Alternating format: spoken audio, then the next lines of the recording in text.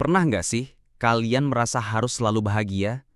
Rasanya ada tekanan besar dari mana-mana. Entah itu dari lingkungan pertemanan, keluarga, bahkan media sosial. Kita sering melihat orang lain seolah hidupnya sempurna.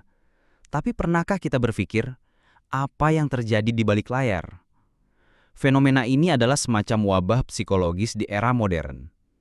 Kita semua berusaha keras menampilkan kehidupan yang sempurna di dunia maya, padahal di baliknya kita berjuang menghadapi tekanan dan kekecewaan. Keyakinan bahwa ketidaksempurnaan itu memalukan bisa berdampak serius pada mental dan fisik kita. Dan ini bukanlah hal sepele. Karena kita percaya mengalami hal-hal yang tidak menyenangkan itu memalukan, kita tanpa sadar mulai menyalahkan diri sendiri. Setiap kali merasa sedih, kecewa, atau gagal, kita merasa ada yang salah dengan diri kita. Perasaan inilah yang kemudian mendorong kita untuk mencari pelarian yang bersifat fatal dan merusak. Kita mulai mengisi kekosongan batin dengan hal-hal yang tidak berguna. Kita bisa menghabiskan berjam-jam untuk scrolling di media sosial, menonton serial tanpa henti, atau bermain game online sampai larut malam. Pelarian ini adalah cara kita mencoba melarikan diri dari perasaan tidak nyaman, tanpa menyadari bahwa kita sedang menciptakan lingkaran setan yang akan mengambil alih hidup kita. Namun ada sebuah konsep yang disebut pencerahan praktis. Ini adalah tentang bagaimana kita bisa mengarahkan kembali ekspektasi hidup dan mulai memilih apa yang benar-benar penting. Ini adalah seni untuk menjadi selektif dan berani mengabaikan hal-hal yang tidak. Pencerahan ini tidak akan membawa kita ke kebahagiaan yang mengawang-awang atau akhir penderitaan selamanya. Sebaliknya, pencerahan ini sejalan dengan ide bahwa beberapa penderitaan mustahil untuk dihindari.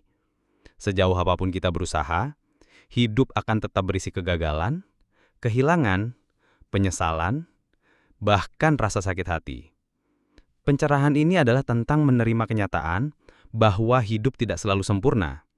Ini adalah tentang memahami bahwa satu-satunya cara untuk mengatasi rasa pedih adalah dengan terlebih dahulu belajar bagaimana menanggung semua itu dengan lapang dada. Ingat, rasa sakit tidak bisa dihilangkan begitu saja. Filosofi ini tidak akan membawa kita ke agungan atau kekayaan. Mengejar kehidupan sempurna seperti di media sosial hanyalah seperti mengejar fata morgana. Mustahil untuk ditemukan. Ini bukan tentang mendapatkan lebih, tetapi tentang berlapang dada dan membiarkan sesuatu pergi.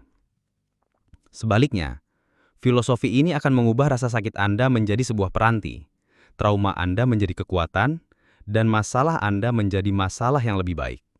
Ini adalah pergerakan yang sesungguhnya. Filosofi ini akan membuat Anda bergerak secara ringan, tak peduli seberapa berat beban yang Anda pikul. Tapi tunggu dulu, bukankah ini terdengar pesimis? Bukankah ini sama saja seperti menyerah pada mimpi dan membiarkan hidup berlalu begitu saja? Bukankah ini justru bertentangan dengan semua nasihat motivasi yang selama ini kita dengar?